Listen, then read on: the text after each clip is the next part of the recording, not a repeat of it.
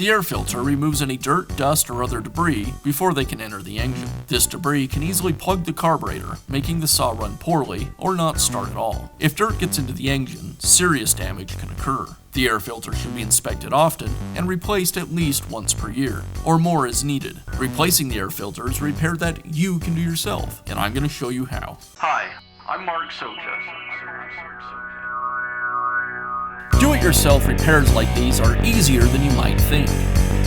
From lawn machines to cordless drills, kitchen mixers, outdoor grills, our how-to videos walk you through each repair from start to finish.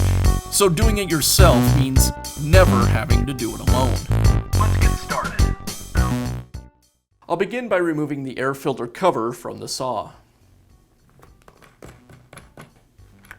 The air filter is secured to the saw with this cover, and it just threads in place. So I'll unscrew it.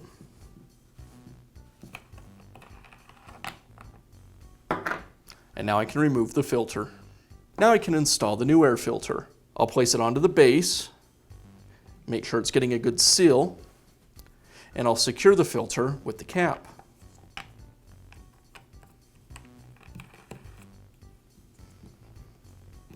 Again, making sure I have a good seal all the way around. And I'll finish up by reinstalling the cover.